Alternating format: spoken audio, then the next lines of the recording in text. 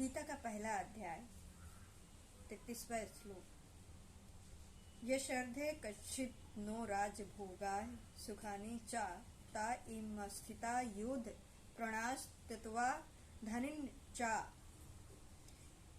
यशोमार्थे कच्चित् no राजभोगाः सुखानि च। हम राज सुख भोग आदि जो कुछ भी चाहते हैं उनको अपने व्यक्तिगत सुख के लिए नहीं चाहते, परंतु इन कुटुंबियों, प्रेमियों, मित्रों आदि के लिए ही चाहते हैं। आचार्यों, पिताओं, पितामहों, पुत्रों आदि को सुख आराम पहुँचे, इनकी सेवा हो जाए, ये प्रसन्न रहें, इसके लिए ही हम युद्ध करके राज लेना चाहते हैं, भोग सामग्री इकट्ठा करना चाहते हैं। ता इमस्त विस्थिता युद्ध प्रणायस्त वक्तवा धननी चा। पर वे ही सब के सब अपने प्राणों और धन की अशोक छोड़ करके युद्ध करने के लिए हमारे सामने रणभूमि में खड़े हैं।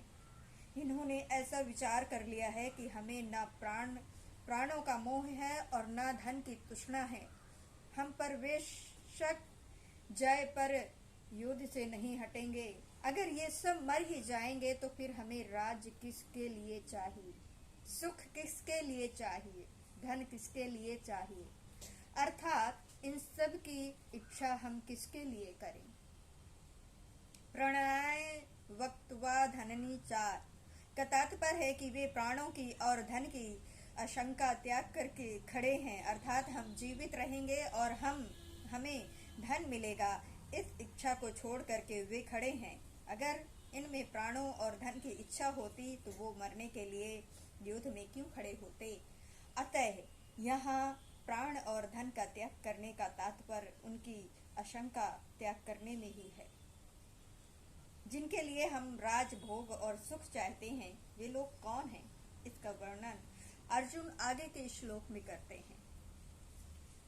आचार्याः पिताराः पुत्रवस्थेव च पितामहाः मातुलाः श्वशुराः पौत्राः शैलाः सम्बन्धिस्तथा।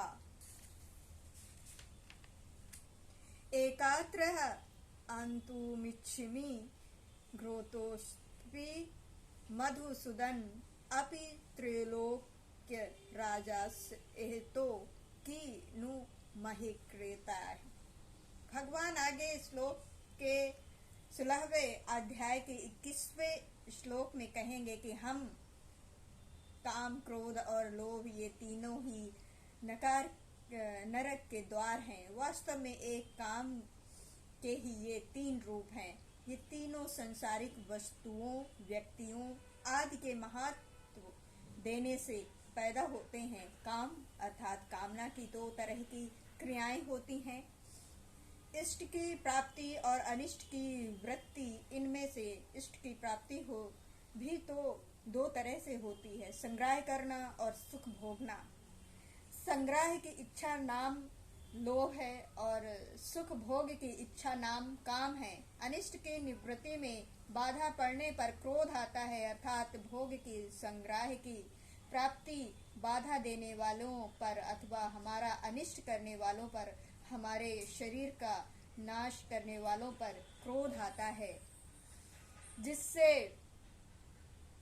अनिष्ट करने वालों का नाश करने की क्रिया होती है। इससे सिद्ध हुआ कि युद्ध में मनुष्य की दो तरह से ही प्रवृत्ति होती है, अनिष्ट की निवृत्ति के लिए अर्थात अपने क्रोध को सफल बनाने के लिए और इष्ट प्राप्ति के लिए अर्थात लोभ की पूर्ति के लिए। परंतु अर्जुन यहाँ इन दोनों ही बातों का निषेध कर रहे हैं। आचार्य पिताराः कीनु महि कृते। अगर हमारे ये कुटुंबी जन अपनी अनिष्ट निवृत्ति के लिए क्रोध में आकर के मेरे पर प्रहार करें, मेरा वध भी करना चाहते हैं, तो भी मैं अपनी अनिष्ट वृत्ति के लिए क्रोध में आकर के इनको मारना नहीं चाहता। अगर ये अपनी इष्टावृत्ति के लिए राज्य के लोभ में आकर मेरे को मारना चाहते हैं, तो भी मैं अपनी इष्ट प्राप्ति के लिए लोभ में आकर इनको मारना नहीं चाहता। तात्पर्य यह हुआ कि क्रोध और लोभ में आकर मेरे को नरकों का दरवाजा मोल नहीं लेना है। ये 2 बार अपी पद का प्रयोग करने में अर्जुन अंशय ये है कि मैं इनके स्वार्थ में बाधा ही नहीं देता तो ये मुझे मारेंगे ही क्यों। पर मान लो कि पहले इसने हमारे स्वार्थ में बाधा दी है, ऐसे विचार से ये मेरे शरीर का नाश करने से प्रवृत्त हो जाएं, तो भी मैं घृतोपी मैं इनको मारना नहीं चाहता। दूसरी बात, इनको मारने से मुझे त्रिलोकी का राज मिल जाए ये तो संभव ही नहीं है। पर मान लो कि इनको मारने से मुझे त्रिलोकी का राज मिल जाता है, तो भी अपि त्रिलोक राजस्य हेतु मैं इसको मारना नहीं चाहता। मधुसूदन संबोधन का तात्पर्य है कि आप तो देवताओं को मारने वाले हैं, पर ये द्रोण आदि आचार्य और भीष्म आदि पितामह दैत्य थोड़े ही हैं जिससे मैं इनको मारने की इच्छा करूं। ये तो मेरे अत्यंत नजदीकी के खास संबंधी हैं। आचार्य है, इन कुटुंबियों में जिन द्रोणाचार्य आदि हमारा विद्या हितकार का संबंध है, ऐसे पूजाचारों की मेरे को सेवा करनी चाहिए कि उनके साथ लड़ाई करनी चाहिए। आचार्य चरणों में तो अपने आप को, अपने प्राणों की भी समर्पित कर देना चाहिए, यही हमारे लिए उचित है। पुत्रा है, हमारे और हमारे भाइयों के जो पुत्र हैं वे तो सर्वथा पालन करने योग्य हैं। वे हमारे विपरीत कोई क्रिया कर बैठे तो भी उनका पालन करना ही हमारा धर्म है। पितामह है, ऐसे ही जो पितामह हैं वे जब हमारे पिताजी के भी पूज्य हैं तब हमारे लिए तो परम पूज्य ही हैं। वे हमारी प्रताड़ना कर सकते हैं, हमें मार भी सकते हैं, परंतु हमारी तो ऐसी ही चेष्टा होनी चाहिए कि जिससे उनको किसी तरह का दुख ना हो, कष्ट ना हो, परंतु उनको सुख हो, आराम हो, उनकी सेवा हो। मतुला है, हमारे जो मामा लोग हैं वे हमारा पालन पोषण करने वाली माताओं की भाई हैं, अतः वे माताओं के समान ही पूज्य होने चाहिए। ससुरा है, वे जो हमारे ससुर हैं ये मेरी और मेरे भाइयों की पत्नियों के पूज्य पिता हैं, अतः ये हमारे लिए भी पिता के ही तुल्य हैं। इनको मैं कैसे मारना चाहूंगा। पौत्रा है, हमारे पुत्रों के जो पुत्र हैं वे तो पुत्रों से भी अधिक पालन पोषण करने योग्य हैं। शैला है, हमारे जो साले हैं वे भी हम लोगों की पत्नियों के प्यारे भाई हैं, उनको भी कैसे मारा जाए। संबंधी ना है, ये जितने भी संबंधी दिख रहे हैं और इनके अंतरिक्ष जितने भी संबंधी हैं उनका पालन पोषण सेवा करनी चाहिए कि उनको मारना चाहिए। इनको मारने से अगर हमें त्रिलोकी का राज्य भी मिल जाए तो भी इनको मारना उचित है। इनको मारने से तो सर्वथा अनुचित ही है। इस श्लोक में अर्जुन स्वजनों को न मारने में 2 हेतु बताए हैं। अब परिणाम की दृष्टि भी स्वजनों को न मारना सिद्ध करते हैं। नित्ताह धतराष्ट्राह का प्रतिथि स्थान जनय माम श्रोद मसन हैवंतातनंततातिनीः निहत्ते धतराष्ट्र हतवत्ताह नातंतायिनाः। धतराष्ट्र पुत्र और उनके सहयोगी दूसरे जितने भी सैनिक हैं उनको मारकर विजय प्राप्त करने से हमें क्या प्रसन्नता होगी। अगर हम क्रोध अथवा लोभ के वेग में आकर के इनको मार भी दें तो इनका वेग शांत होने पर हमें रोना ही पड़ेगा। अर्थात क्रोध और लोभ में आकर हम क्या अनर्थ कर बैठे, ऐसा पश्चाताप ही करना पड़ेगा। कुटुंबियों की याद करने पर उनका अभाव बार बार खटकेगा, चिंता में उनकी मृत्यु का शोक सताता रहेगा। ऐसी स्थिति में हमें कभी प्रसन्नता हो ही नहीं सकती। तात्पर्य है कि क्या उनको मारने से हम इस लोक में जब तक जीते रहेंगे तब तक हमारे चिंता में कभी प्रसन्नता रहेगी, और उनको मारने से हमें जो पाप लगेगा वो परलोक में हमें भयंकर दुख देने वाला होगा। अंत्याध्यायी 6 प्रकार के होते हैं। अगर आग लगाने वाला, विष देने वाला, हाथ में शस्त्र लेने वाला, मारने की तैयार हुआ, धन को हरने वाला, जमीन राज छीनने वाला और स्त्री का हरण करने वाला, दुर्योधन आदि में छहों ही लक्षण घटित थे।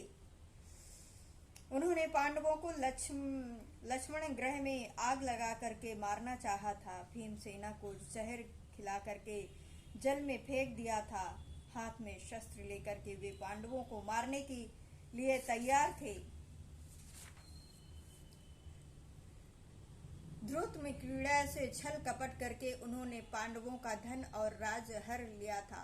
द्रौपदी को भी हर भरी सभा में ला करके दुर्योधन ने मन में तेरे को जीत लिया है, तू मेरी दासी हो गई है आदि शब्दों से बड़ा अपमान किया था और दुर्योधन आदि की प्रेरणा से जयद्रथ द्रौपदी को हर कर ले गया था। शास्त्रों के वचन के अनुसार अंत्ययाई को मारने वाले को कुछ भी दोष पाप नहीं लगता। नत्यताई वध्ये देशो हंतु वर्भति कशाय अनुमस्थिति, परंतु अंत्ययाई को मारना उचित होते हुए भी मारने की क्रिया अच्छी नहीं है।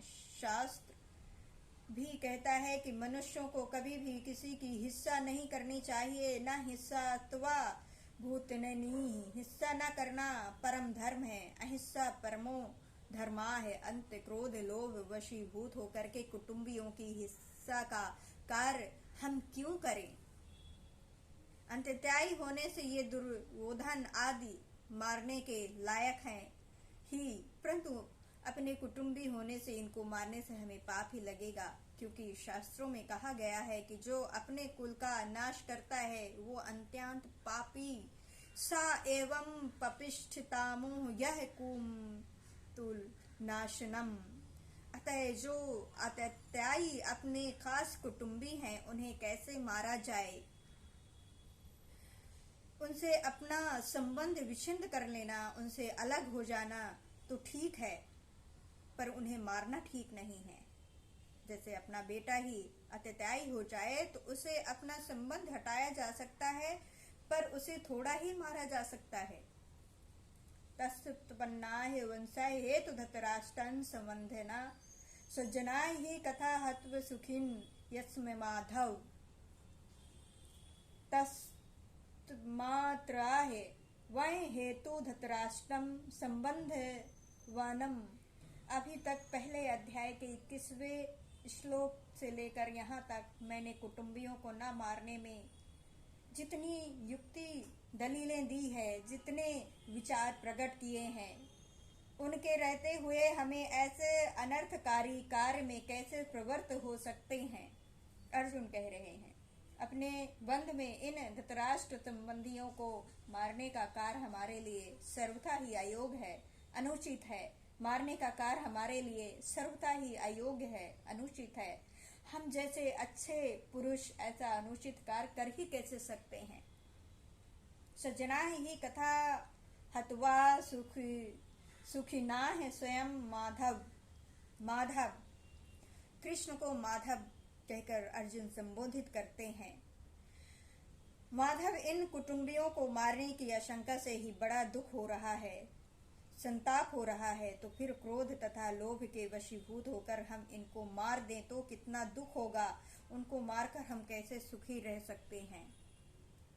यहाँ ये हमारे घनिष्ठ संबंधी हैं। इन माता जनित मोह के कारण अपने क्षत्रियजित कर्तव्य की तरफ अर्जुन की दृष्टि ही नहीं जा रही है। कारण कि जहाँ मोह होता है वहाँ मनुष्य की विवेक दब जाता है। विवेक दबने से मोह की प्रबलता हो जाती है। मोह प्रबल होने से अपने कर्तव्य का स्पष्ट भाव नहीं होता। आतंकी को मार दे ये अर्थशास्त्र है और किसकी भी हिस्सा ना करे ये धर्मशास्त्र है। जिसमें अपना कोई स्वार्थ मतलब रहता है वो अर्थशास्त्र कहलाता है, और जिसमें अपना कोई स्वार्थ नहीं रहता वो धर्मशास्त्र कहलाता है। अधर्म शास्त्र की अपेक्षा धर्मशास्त्र बलवान होता है। अतः शास्त्रों में जहाँ अर्थशास्त्र और धर्मशास्त्र दोनों में विरोध आए हैं, वहाँ अर्थशास्त्र का त्याग करने के धर्मशास्त्रों की ग्रहण करना चाहिए।